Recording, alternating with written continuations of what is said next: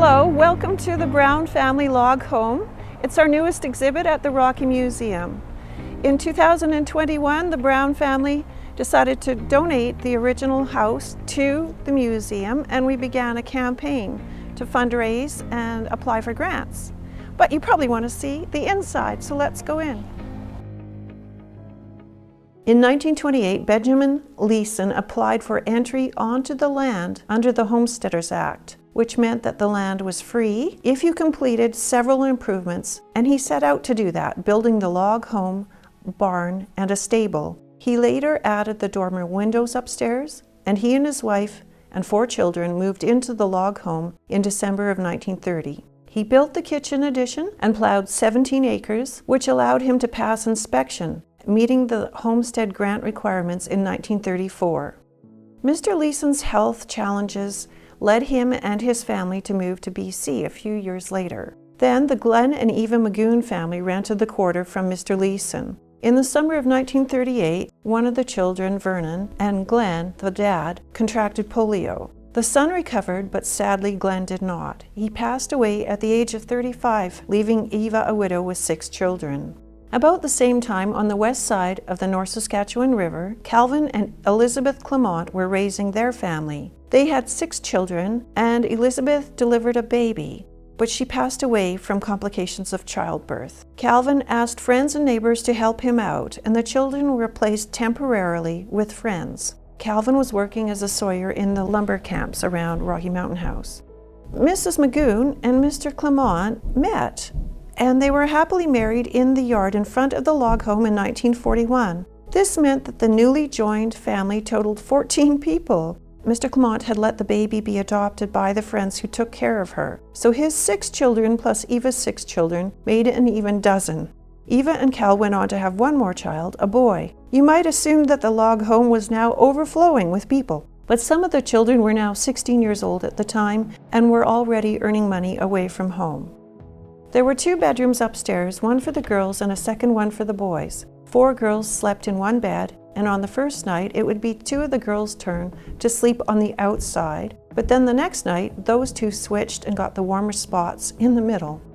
In 1946, the Clements bought the property from the Leesons for $800. A short time later, on April 11, 1947, Eva Clement sold the land to Mr. Ross Brown. In March of 1956, title of the land was transferred to Edna Brown.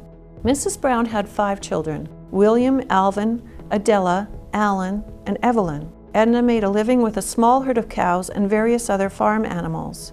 She cleaned houses in town.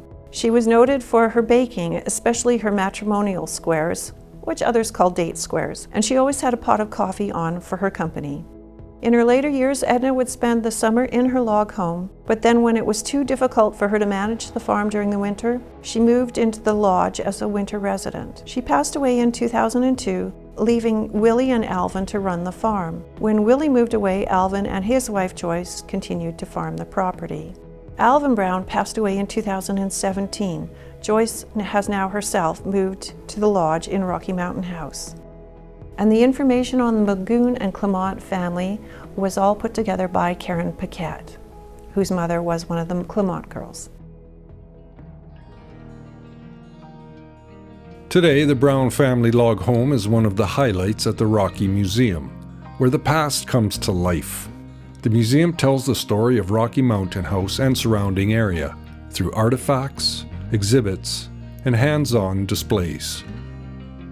Visitors can step inside a 1923 one-room schoolhouse, explore the Meadows Forestry cabin, see a doctor's buggy,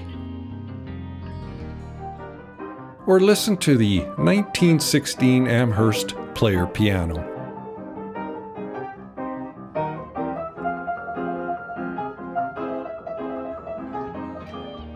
This museum features 2 floors of exhibits, from homestead kitchens and military displays to a collection of barbed wire and a recreated general store. There's even a scavenger hunt for the young visitors, and a gift shop filled with local art, Indigenous design goods, and history books. Also, every May, the museum hosts Museum Day, with live blacksmithing, weaving, rope making, and other heritage skills are put on display. Together, the log home and the museum help preserve and share the rich history of Rocky Mountain House for all to experience. Hey, my name is Mike. Thanks for joining me today on this Rocky Museum experience. Come on down, check it out, and we'll see you on the next video. Take care now.